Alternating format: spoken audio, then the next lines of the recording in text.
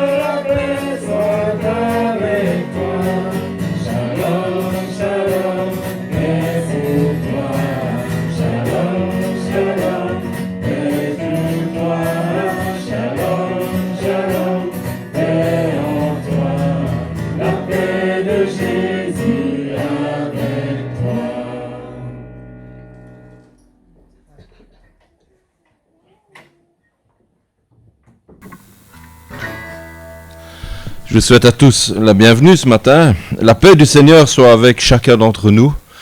Et pas seulement la paix dans le monde, mais la paix dans notre cœur.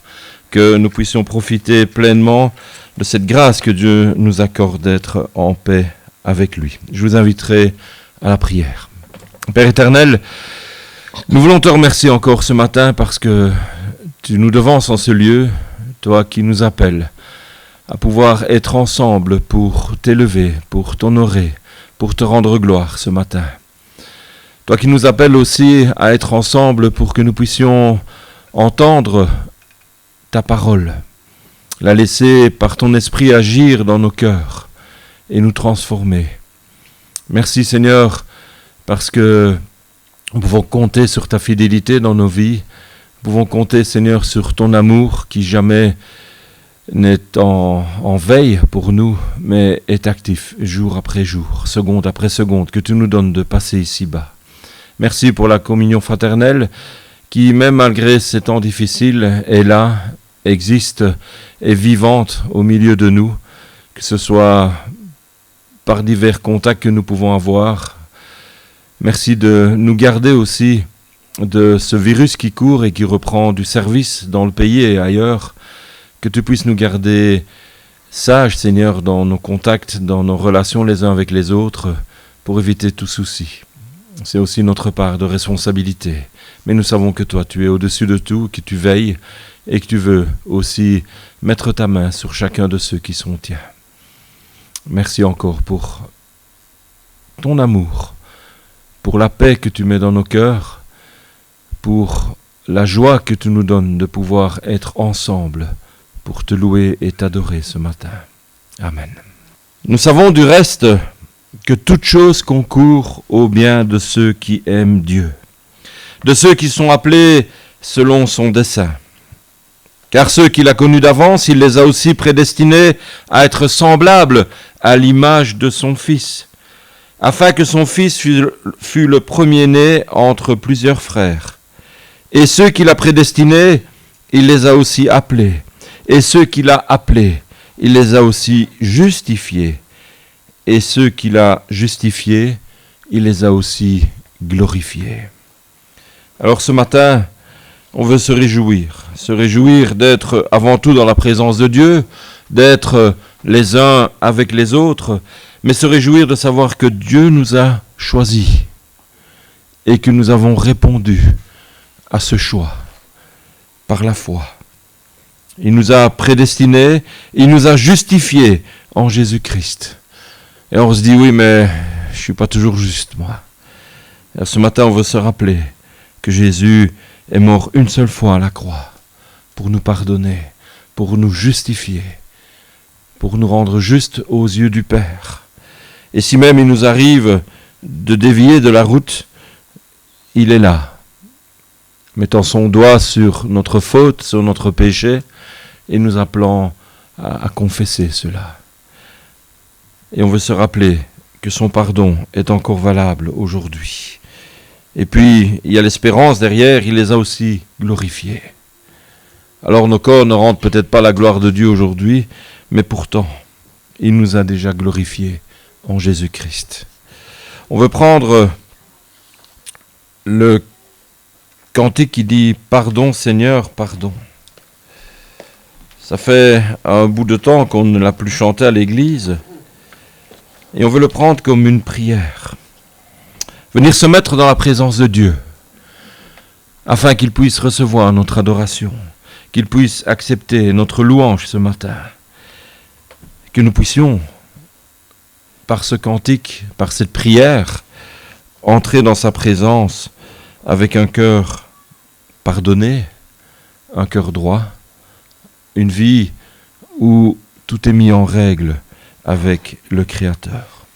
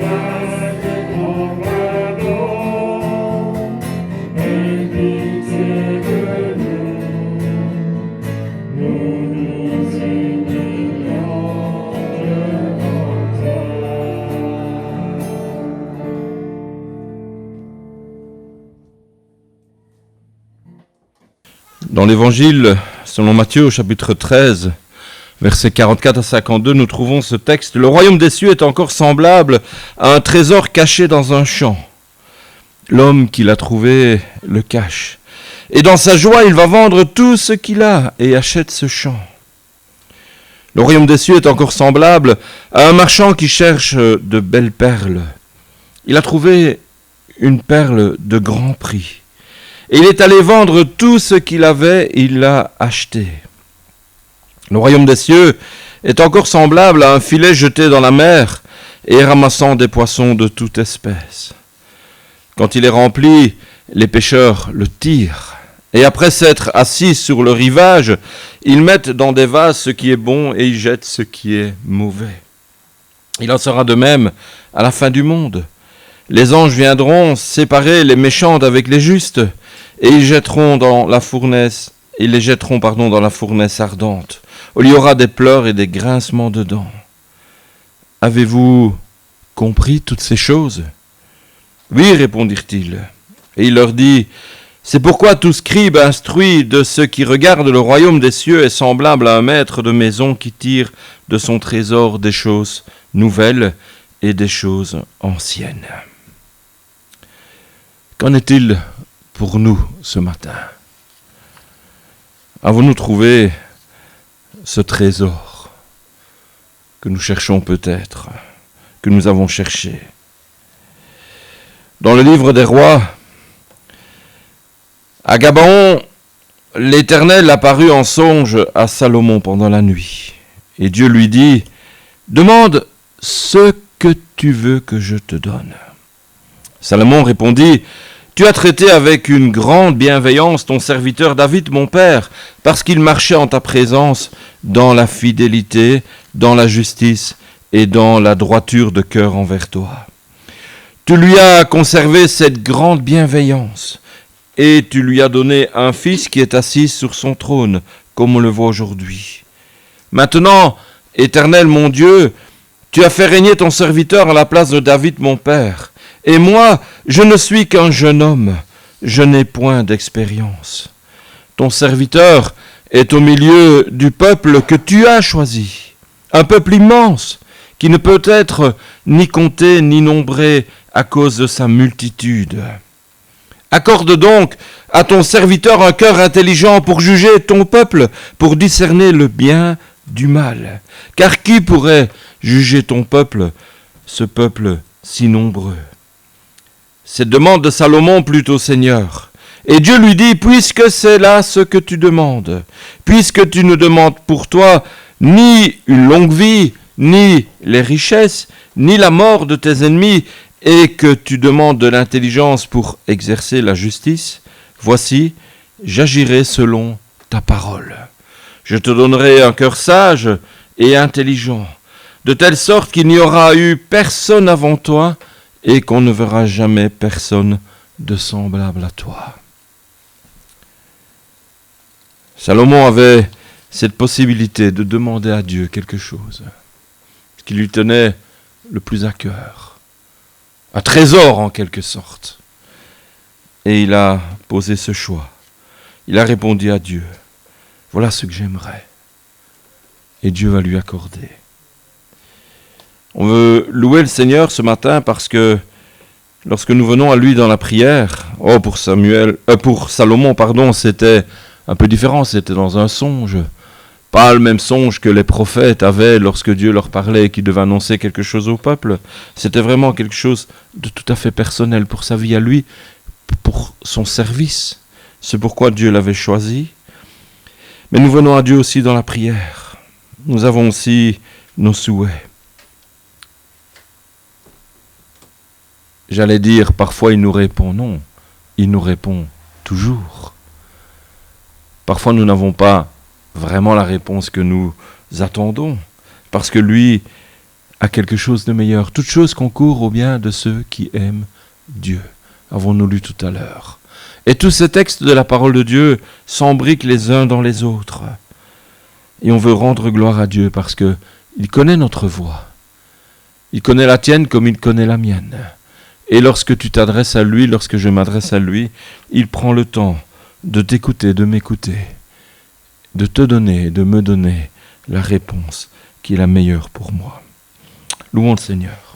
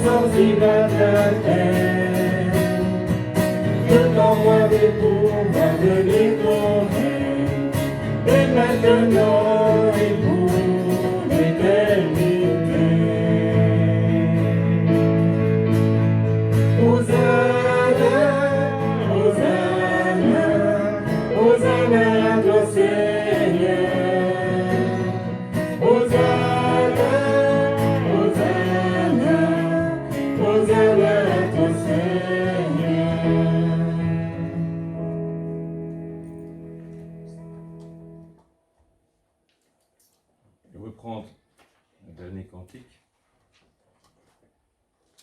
On veut apporter au Seigneur notre reconnaissance.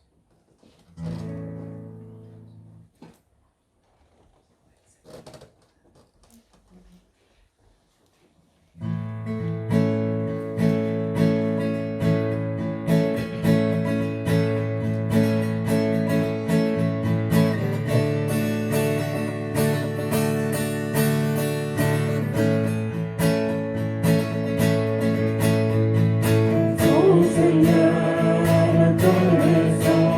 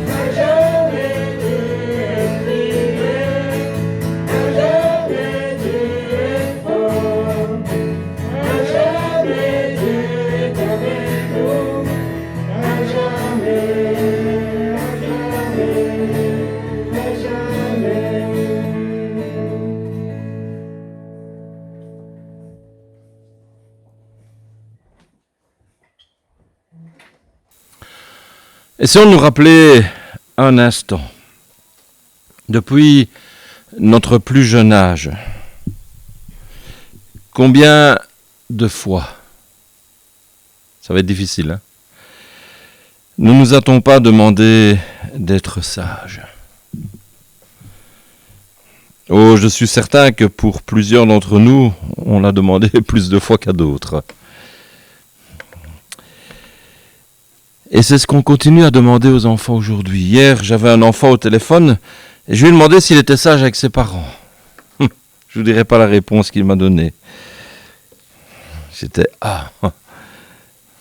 C'était clair. Non, je ne suis pas sage. Là où nous avions envie de courir, il fallait rester assis pendant 4 heures. Là où on avait très envie d'une glace, vous savez quand la camionnette passe là, on nous disait « Non, non, il est 19h et ça va couper ton appétit mon enfant, pas de glace ». Même en grandissant, nos rêves, nos projets rencontrent encore des réactions du genre « Oui, ce que tu dis est intéressant, mais, est-ce réaliste ? Est-ce approprié vu la situation ? Est-ce sage ? »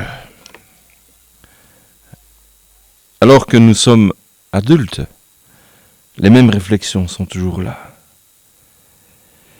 Au final, on aurait tendance à penser que la sagesse semble s'opposer à ce qui donne joie, espoir, plaisir.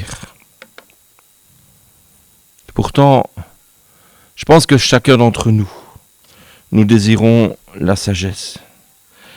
On ne l'exprime peut-être pas avec les mêmes mots, mais nous avons soif d'une vie bonne et d'une vie équilibrée. Regardons autour de nous, il n'y a qu'à voir le succès des livres de développement qui traitent du développement personnel sur tous les domaines de la vie. Les blogs et toutes ces belles phrases qu'on affiche sur les réseaux sociaux. Ouvrez Facebook ou d'autres réseaux et vous allez voir le matin, les gens se réveillent et mettent une petite phrase. Sagesse derrière.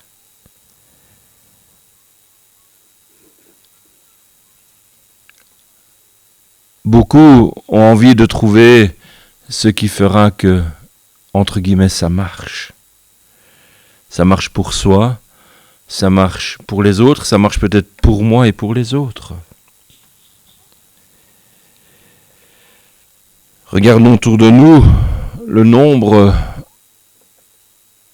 d'annonces pour ce qui est écologie, justice sociale, le nombre d'enseignes qui voient le jour, bio, bio, bio par-ci, bio par-là. Et on se demande, tiens, il y a 32 bio différents. Comment ça se fait qu'un tel est meilleur que l'autre ?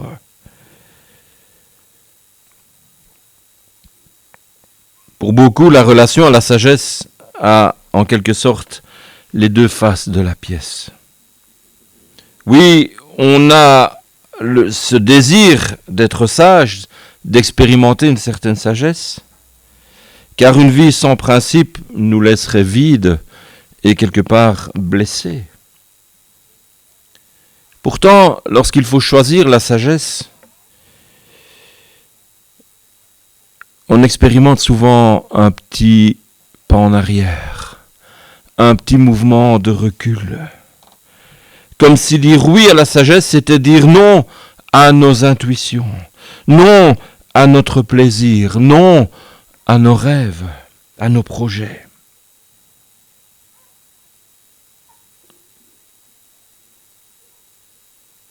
C'est un peu aussi comme un des ressorts de la tentation. On sait que telle option est mauvaise. Mais sur le moment, la voie qui est bonne paraît un peu terne, un peu frustrante. Est-ce qu'on va vraiment s'y engager ?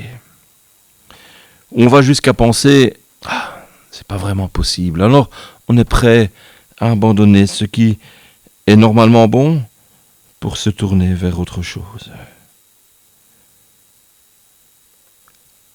Lorsqu'on lit la Bible, que ce soit du début de la Genèse jusqu'à la fin de l'Apocalypse,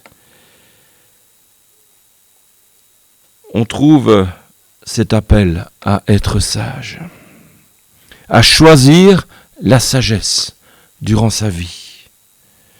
Et on trouve principalement cet enseignement dans le livre des Proverbes, qui regorge de conseils pour vivre une vie bonne et agréable. Tantôt nous étions dans le premier livre des rois, et on parlait de Salomon. Qui a écrit les Proverbes?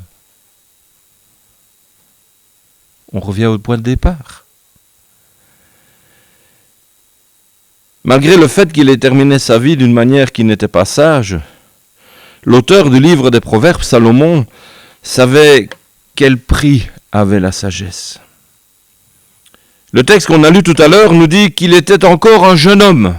On pense qu'il avait approximativement une vingtaine d'années. Qui a une vingtaine d'années dans la salle aujourd'hui? Il y a des 2 fois, il y a des 3 fois, il y a des 4 fois 20.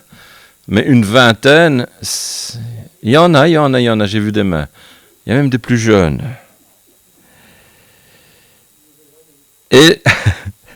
Et lorsque Dieu lui a demandé, demande quelque chose, ce qui est marquant chez Salomon, c'est qu'il n'a pas regardé à ce qui lui ferait du bien à lui, directement. Il est dans une position difficile. Il reçoit la gestion d'un peuple, d'un royaume. Et il regarde à son père, le grand roi David, qui venait de mourir, et beaucoup de gens autour de lui qui l'envient en quelque sorte, qui sont jaloux, qui étaient prétendants au trône, mais qui ont été écartés à son profit. Et il regarde à son père, il dit à Dieu, « Tu as soutenu mon père. Tu as été avec lui. » Et à cette question, Salomon demande ce que tu veux, je te donnerai. Il va dire, je ne suis qu'un petit garçon, 20 ans. Je ne sais rien faire. Je suis au milieu de ton peuple que tu as choisi, peuple nombreux qui ne peut être ni évalué ni compté à cause de son grand nombre. On pensait qu'Israël, à l'époque, faisait à peu près 6 millions de personnes. Et il dira, donne-moi un cœur attentif pour gouverner ton peuple, pour discerner le bon du mauvais. Qui donc pourrait gouverner ton peuple, ce peuple si important? Et la réponse de Dieu à la prière de Salomon ne se fait pas attendre. Cette demande de Salomon, nous dit la Bible, plut au Seigneur. Fut agréable d'être entendu par Dieu.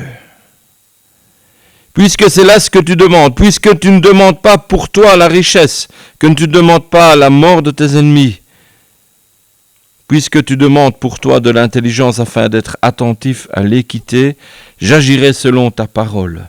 Je te donnerai un cœur sage et intelligent, de telle sorte qu'il n'y aura jamais eu avant toi et qu'il ne se lèvera jamais après toi personne de semblable à toi.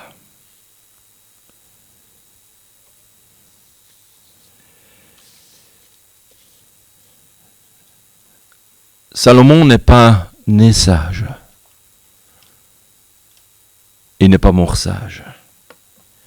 De son expérience, nous pouvons tirer au sujet de la sagesse 2 leçons importantes. C'est que la sagesse véritable n'habite pas naturellement en nous, en l'homme. Salomon avait beau être le fils de David, le grand roi David, et il n'héritait pas pour autant de sa sagesse. Et on sait que David n'a pas toujours été sage non plus. La sagesse véritable vient de Dieu. C'est un don.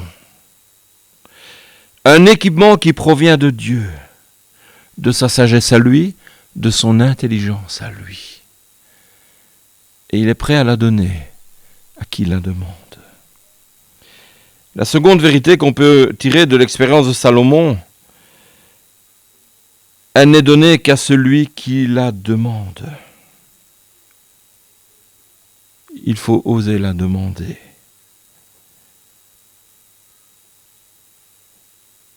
Qui voit dans cette sagesse une nécessité vitale.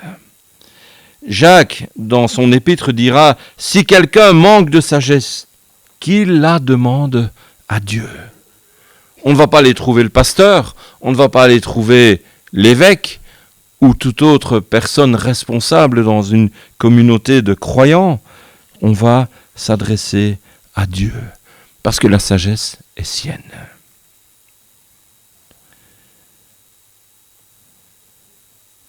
C'est un peu comme le dira le Seigneur dans sa réponse à Salomon, parce que Salomon a estimé son besoin de sagesse comme quelque chose de supérieur à la richesse ou à la mort de ses ennemis, il lui a donné. Tu n'as pas regardé ton intérêt,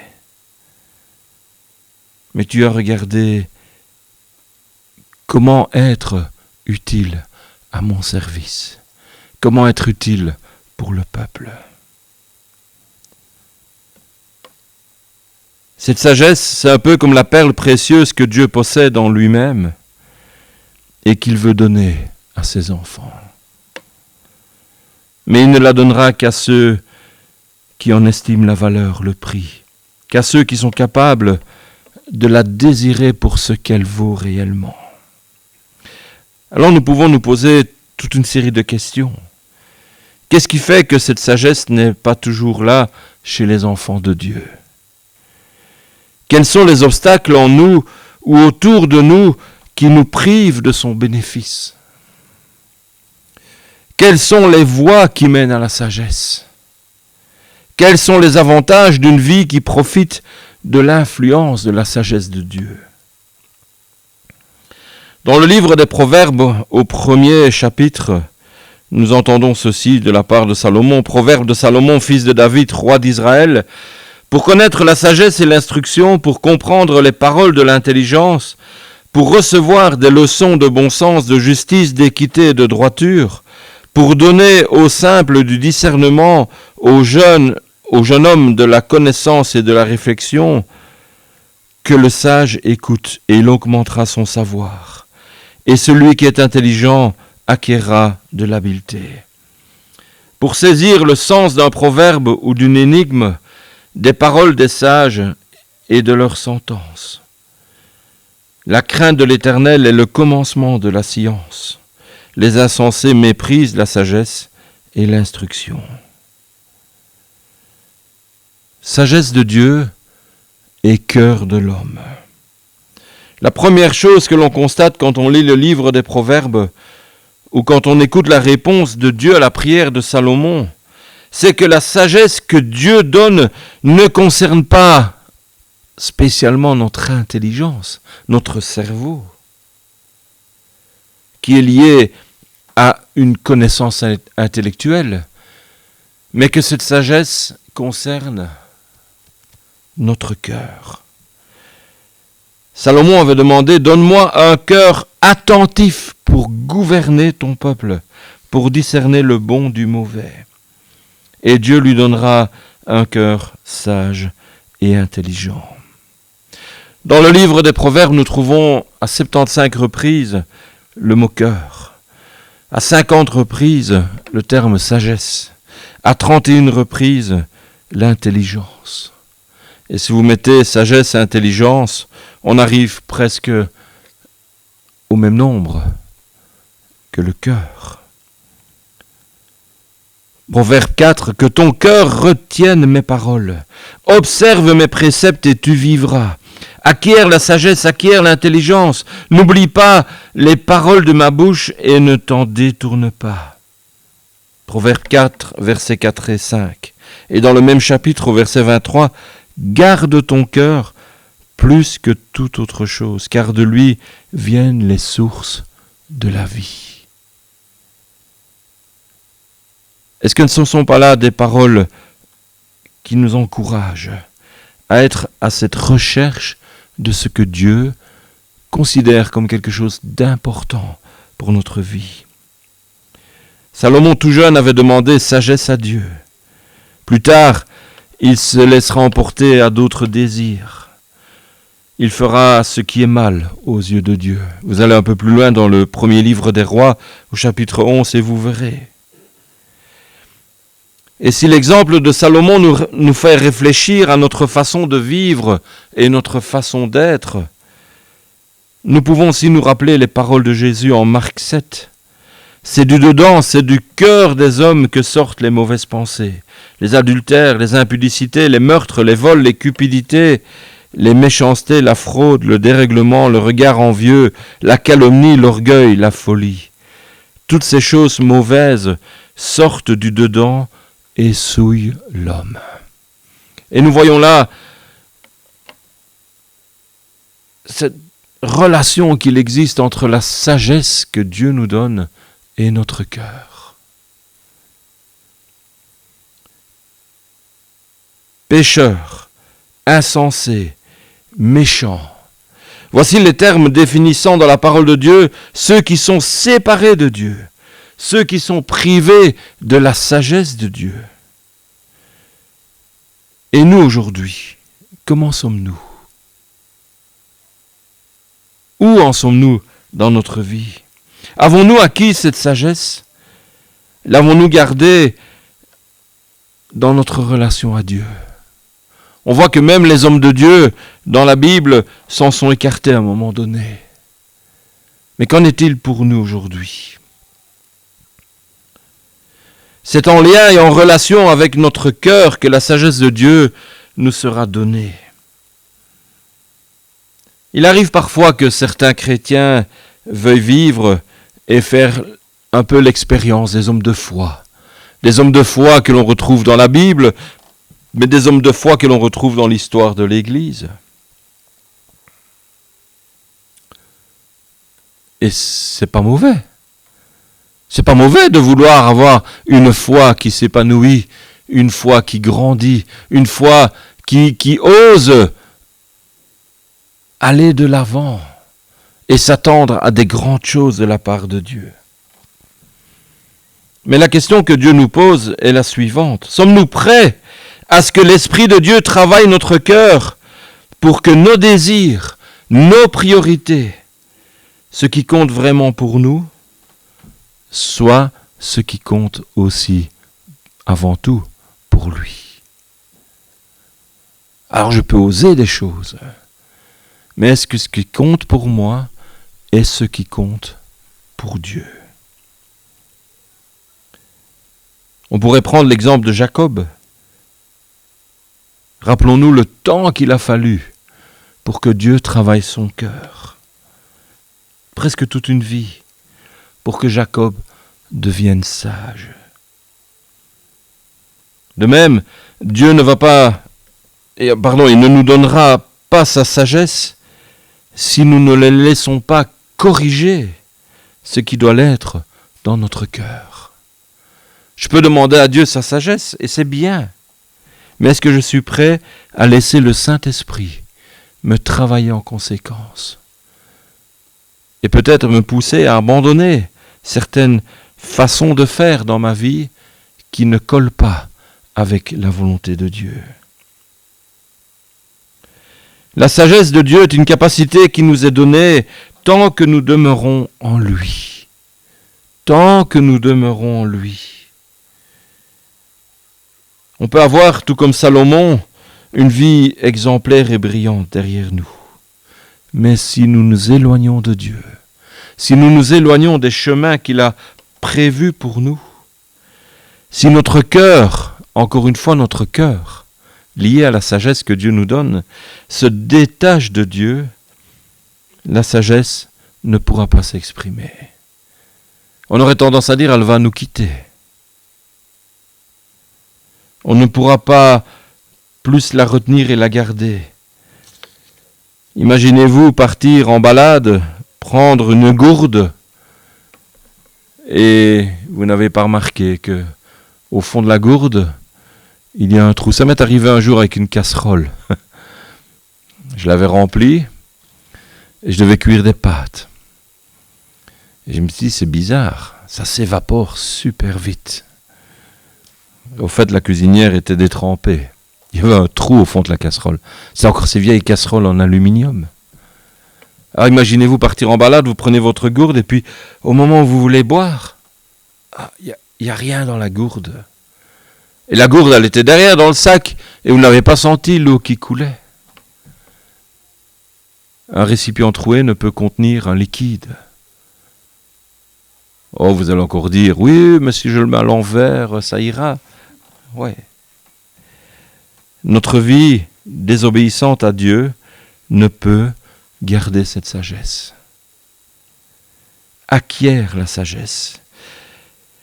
Si elle nous est donnée par Dieu, elle ne nous dispense pas pour autant de l'effort nécessaire pour l'acquérir. C'est la seconde leçon qu'enseigne le livre des Proverbes. Acquiert la sagesse, acquiert l'intelligence. N'oublie pas les paroles de ma bouche, ne t'en détourne pas. Ce sont ici les paroles d'un père qui parle à son fils. Mais on retrouve le même langage dans la bouche de Dieu au sujet des préceptes qu'il nous donne. Dieu agit de la même façon qu'un père vis-à-vis de son enfant. On pourrait lire la Bible de long en large, des premiers enseignements de Moïse au long discours des prophètes, des paroles de Jésus jusqu'aux lettres des apôtres. Tous sont unanimes sur la question. Quelle que soit l'époque, quelle que soit la maturité spirituelle du peuple de Dieu, comme de chaque individu qui le compose, il nous faut passer par le fait d'écouter la parole de Dieu, de la garder et de la mettre en pratique dans sa vie. N'oublie pas les paroles de ma bouche, ne t'en détourne pas. Écoute et vis en conséquence.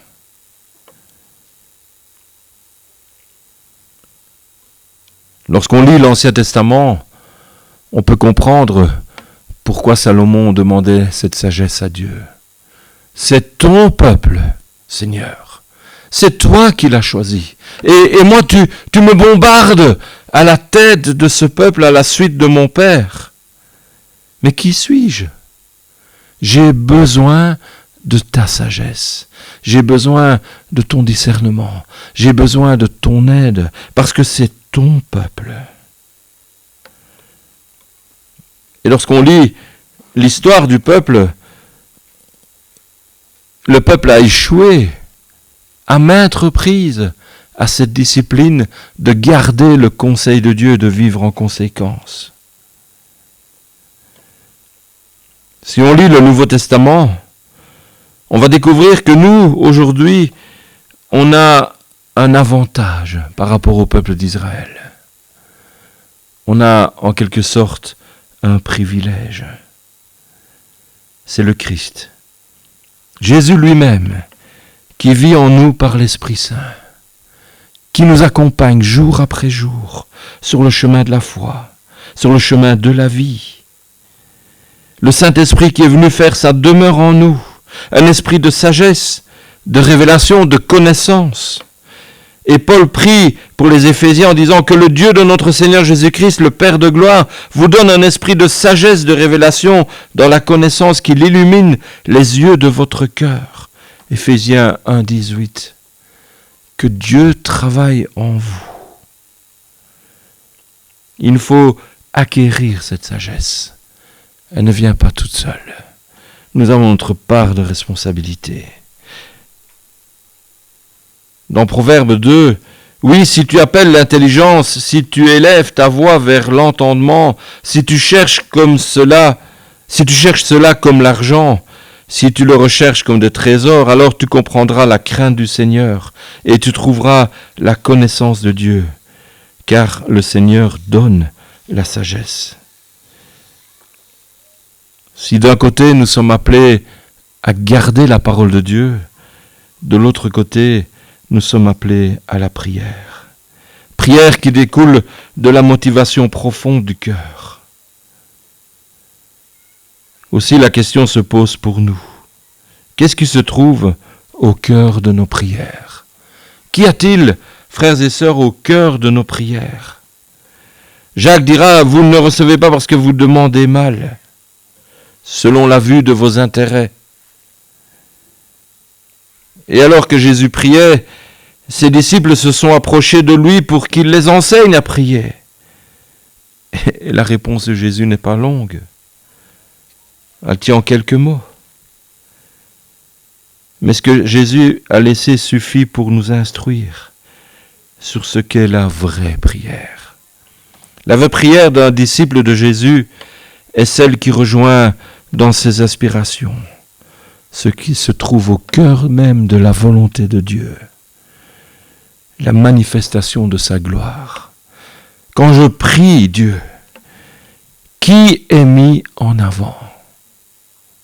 Moi, mes intérêts, ma volonté, ma réussite, mon plaisir, ma joie, ma paix peut-être? Ou est-ce que c'est les intérêts de Dieu, la volonté de Dieu, la manifestation de sa gloire?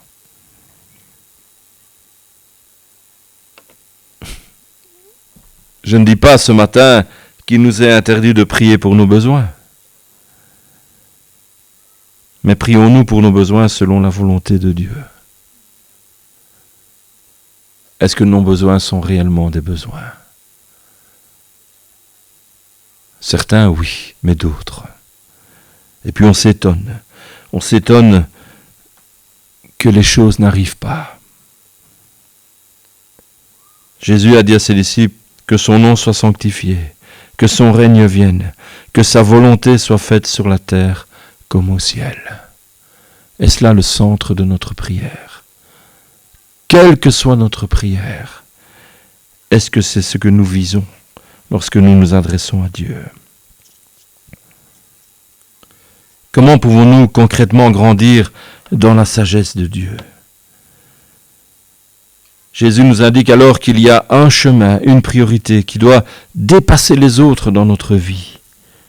C'est la gloire et les intérêts du royaume de Dieu qui dépassent tout. Et vous connaissez ce texte en Matthieu 6, 33, on le chante bien souvent dans nos milieux chrétiens. Cherchez, a dit Jésus, le royaume de Dieu et sa justice, et tout le reste vous sera donné par-dessus. Frères et sœurs, si nos cœurs sont enclins à rechercher la gloire de Dieu, cette sagesse que nous osons demander à celui qui est notre Père, nous sera donnée. Et nous pourrons l'expérimenter dans notre vie. Mon fils, écoute l'instruction de ton Père et ne délaisse pas l'enseignement de ta mère, car c'est une parure gracieuse pour ta tête, ce sont des colliers pour ton cou. Alors, je regarde vite les dames aujourd'hui. Il y en a qui ont des colliers. Ça décore, hein. Parfois on voit des hommes aussi avec des colliers. Il y en a qui ont une parure aussi. Vous avez tous une parure aujourd'hui. Sauf moi. Pour le moment, sauf moi. Vous avez tous un masque. Quelqu'un m'a dit tout à l'heure, waouh, il est beau ton masque. C'est des tigres indiens. C'est quand même chouette, hein? Confectionné par les mains de mon épouse. C'est le seul que je supporte vraiment. Et pourtant, il est chaud, parce qu'il y a un morceau de kawaii à l'intérieur. Mais écouter l'instruction de ton père, l'enseignement de ta mère, c'est avoir cette parure, avoir en quelque sorte ces bijoux sur soi. C'est être, j'ai envie de dire peut-être, plus beau, parce que ça met un peu, moi il n'y a rien de tel que la simplicité, mais c'est comme une parure gracieuse pour ta tête, ce sont des colliers pour ton cou. On est au Moyen-Orient, et on sait combien l'apparence a de l'importance. À l'époque de Salomon, lui qui a toute richesse, et combien ils mettent d'importance sur ce fait d'écouter l'instruction qui nous est donnée. Toutes ces paroles que nous pouvons retrouver dans la parole de Dieu, tous ces enseignements que Dieu nous laisse, tout ce que nous pouvons entendre lors de nos méditations, lors de nos rencontres fraternelles, lors d'enseignements que nous recevons, basés sur cette parole de Dieu, est utile pour notre vie et nous font du bien et nous aident à entretenir cette sagesse que nous avons reçue de la part de Dieu. Nos parents nous ont enseigné des choses. Qui d'entre nous n'a jamais dit « hein ?» Ouais. Ça va, papa, ça va, maman, hein, ouais. Et puis avec le temps, les choses reviennent. Peut-être nous, on a des enfants. Et on remarque qu'on va dire presque la même chose. Parce que ces choses avaient du poids pour notre vie. On ne voulait peut-être pas les écouter à ce moment-là, mais aujourd'hui on se dit j'aurais mieux fait. Et pour notre vie chrétienne, il en est exactement de même. Je suis certain que chacun d'entre nous, ici aujourd'hui, nous avons un jour demandé la sagesse à Dieu. Parce qu'on a reçu cet enseignement dans la parole de Dieu. On a reçu cet exemple de Salomon et on s'est dit, waouh, c'est quand même bien. Hein? Mon cœur va pouvoir être dirigé par Dieu.